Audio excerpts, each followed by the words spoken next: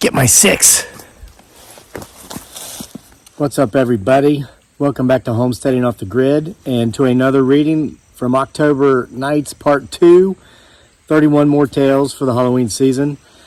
I've had people comment in the comment section before that they always try to guess which side I'm going to come from with my eyeball, or sometimes I come over the top or up from the bottom. I guess when I set my chair there, it's not hard to figure it out. So sorry if I've ruined the guessing game for some of you. I'll try to be more creative next time. Of course, now you know I'm probably going to have my chair here and come in from that side. But anyway, what a gorgeous day here. I've set up in the woods. Haven't been out here for about a week because, wouldn't you know it, just before I came up here from the house, leaves were falling everywhere. It was beautiful, but now that I'm here, they've stopped. But maybe they'll fall some more while we're doing our reading. Yeah, they're falling everywhere just off of camera, so whatever. Murphy's Law is with us today. So today's story, some of you might recognize because I actually did tell this one in the spring.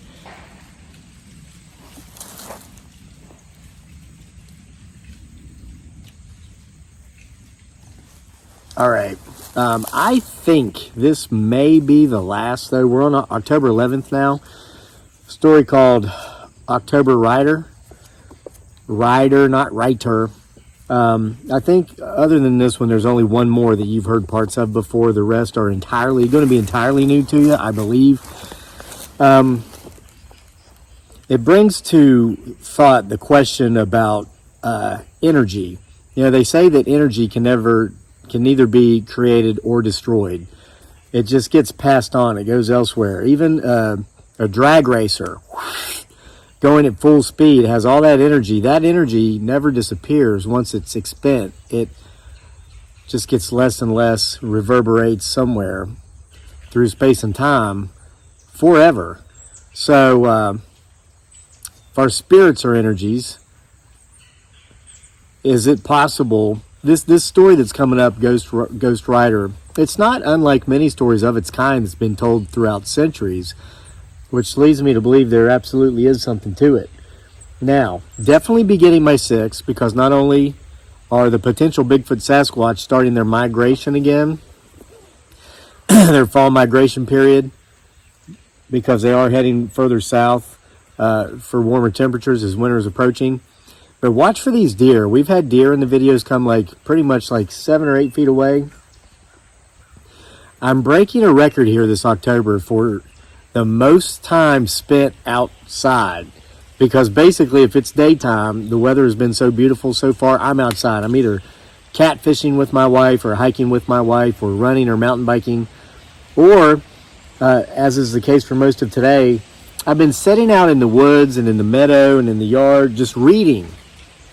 I'm finally finishing up Jane Eyre, perhaps the most boring book I've ever read, written by a rich woman whose fantasy was to be a poor girl who ended up becoming a rich woman, I guess, is what I'm getting out of this story. I'm learning a lot about introverts, though. That's a group of people I've always kind of been a little too harshly judgmental of. I've never truly understood them. There's a great wisdom introverts possess, I'm discovering by reading about Miss Eyre. It really is about a self-confidence and a complete lack of needing anybody's approval or giving two shits about what anybody thinks. I think that's a strength of introverts that we extroverts have overlooked in our extrovertedness. But I was sitting out here, here's my point, I was reading this book like this, not this one, but Jane Eyre, and I just wasn't moving, and I heard something, and this was over the field there. I just moved my eyeballs. I looked up, and there was a cedar tree so close to me I could nearly touch it. It was probably 2 arms lengths away from me, and I sat to the side of that cedar tree because it was blocking the sun, and I wanted the shade. There was a freaking deer eating. I just saw this deer's head underneath that cedar tree, so I just sat there like this, and this deer came from the other side of the cedar tree. Literally, now, you know, if I would have moved, it would have ran. But if I would have stuck my arm out, I could have petted this deer between the ears like a dog or a cat. But I just made sure not to move. And then it was a doe. It was a young doe. And then she turned around and just walked back the other direction. Crazy. So watch for those deer, too. All right, now that I've pissed away 5 minutes of your time and mine, I'll get on to the story. October 11, October Rider. Oh, it's kind of relevant to this story too. Like every October, we just love to spend our time outside. When I saw him ride by that first October, I thought nothing more of it than any time I'd seen any other vehicle go by. Sure, it was a dirt bike, street legal as it was, and there hadn't been as many of them go by over the past couple of months since we'd moved into our new home out in the country, as there had been other types of more common road motorcycles, like Harleys and Goldwings, but there had been a few. Far more than motorcycles, we noticed mostly BMWs, Mercedes-Benzes, and on occasion really loud pickup trucks, the kind that sounded like their mufflers needed reattached.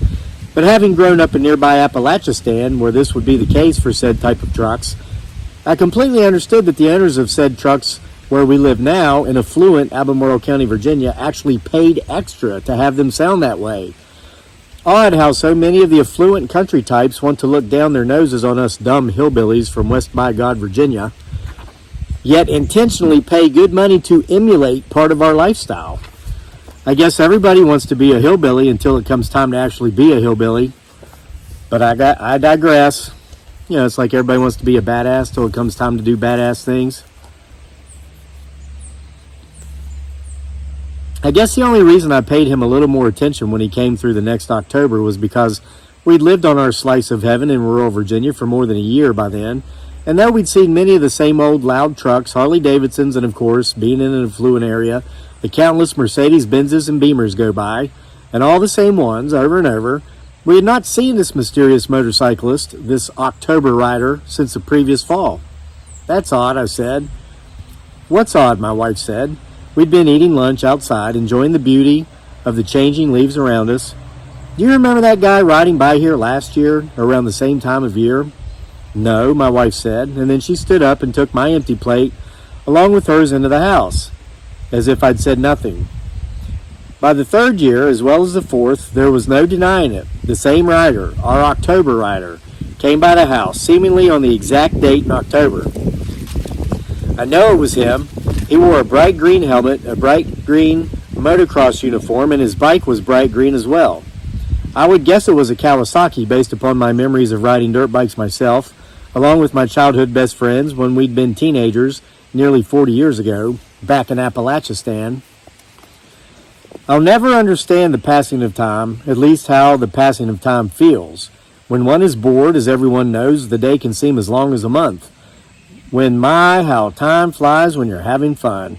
And after yet another 365 days of fun for my family and me, October had returned for the fifth time to our beautiful homestead, and with it, our mysterious October rider. One thing about our life situation, if you will, had changed by now, that being that the tiny 5-year-old little boy that had moved into our house with us, a tiny little boy who hadn't weighed 50 pounds at that time, had morphed into a 10-year-old that I swear was already as big as I had been when I was 13. Also, he'd gone from riding a tiny little red and blue pedal bike with Spider-Man webs all over it for decoration to now riding a 125cc dirt bike of his own. As it happened on this beautiful October afternoon on our 5th year on our property, once again my wife and I were outside enjoying our lunch when the October rider went by. 20 minutes ago, me and my wife finished having lunch outside again. Something else had changed by this time too.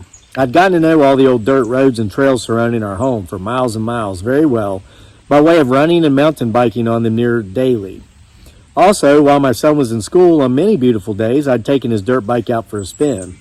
It was the least I was deserving of, as I saw it, for covering the bill for Santa Claus the previous Christmas in regard to said dirt bike anyway. I'm hearing footsteps. I don't know if you guys have picked them up over my voice. Just keep watching. Could be a deer, it could be something much, much larger. I'm going to go for a short dirt bike ride, I told my wife as she was heading into the house with our dishes. It's too beautiful of a day to be inside. I'll be back in a bit. I'd planned on going back inside and working more in my home office until I'd seen the October rider go by. Just as the door of our house was Shutting behind my wife, I was jumping on the seat of the dirt bike and kicking it into action. I was off and out of the gate. I rounded the turn just beyond our driveway just in time to see the October rider turning right up a dirt road that circles back around our property and then goes for miles and miles into the next county. I hadn't ridden far down the road before I noticed that the tracks of the October rider's bike took a right onto a sparsely traveled side road. It had rained lightly that morning, and though the road was almost dry, it was still damp enough for me to see the tracks from the other bike without any problems. I turned right to follow. I went only a short distance, less than half a mile, when I came to a sharp turn in the road. The road was uphill here, and quite steep, and just at the top it cut back hard to the left. Oddly, the track I'd followed appeared to lead off the road at this steep point into the sharp turn and seemingly out of the road. I rode my son's dirt bike to the edge of the road and peered over the sharp drop-off. There was no denying that this is the way the track had led, but I saw nothing. Thinking that perhaps the drop-off was simply too steep to see over from my seated position on my son's bike, I killed the engine. I got off the bike and removed my helmet. I walked over the hill, looking left and looking right, but seeing nothing. And then I felt myself kick something with the toes of my right foot. I looked down, and there, under overgrowth, sat a motorcycle helmet which was once bright green. It no longer appeared bright green, as it was covered with age and mold and at least a couple of years' worth of fallen leaves. Just behind the helmet was a small cross, about 18 inches in height, that frankly I was surprised I hadn't seen.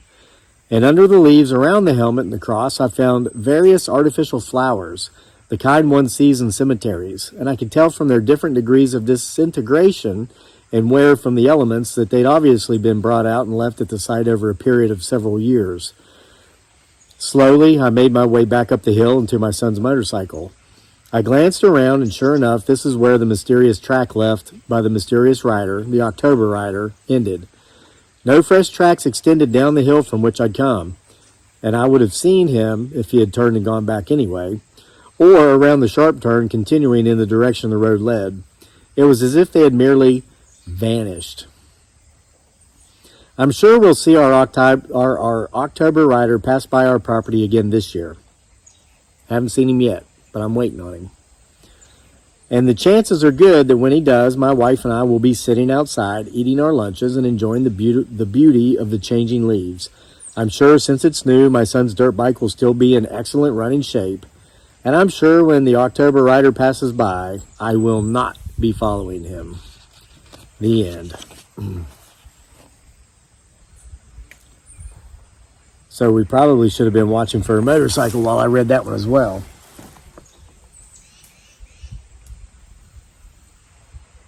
So that's it. This one was short and sweet. Here's a heads up for tomorrow's story. It's called Country Cunning. That one's long. That might be about a 40-minute long video, so I won't waste 5 minutes of your time before the reading. I'll just get right into the reading.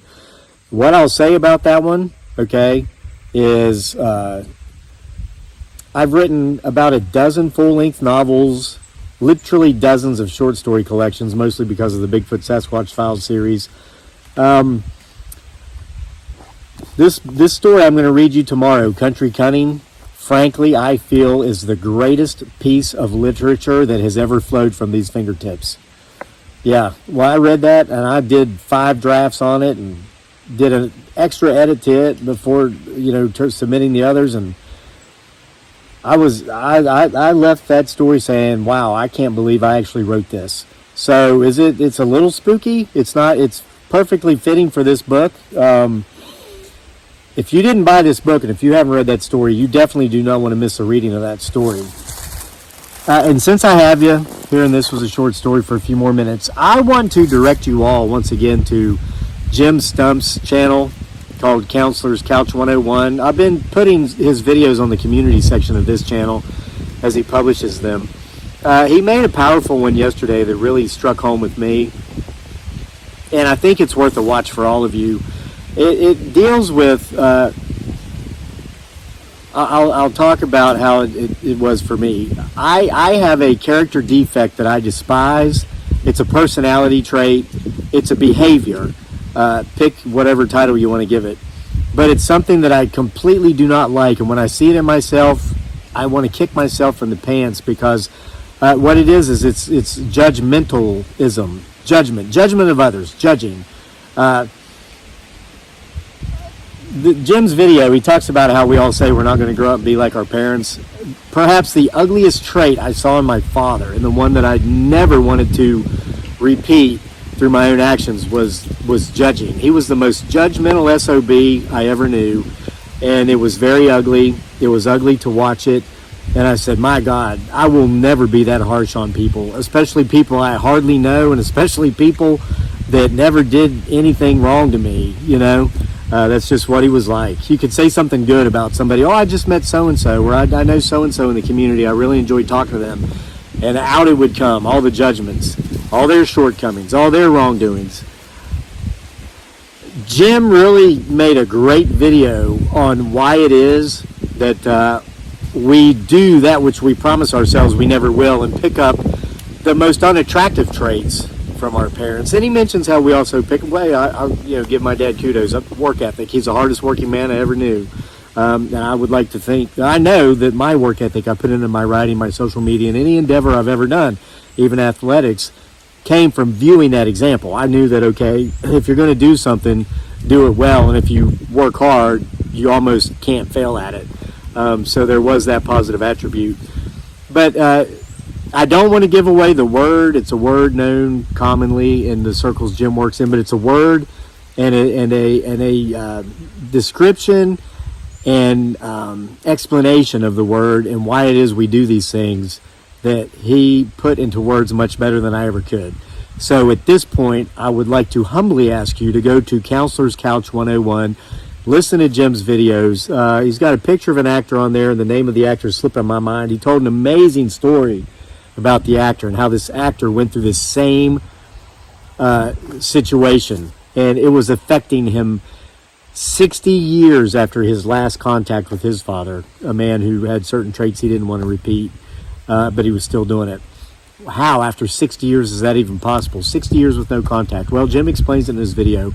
So I'm going to do my best to remember to put it on the end of this one. It should be popping up right now. If knock on wooden blockhead, I remember to do it.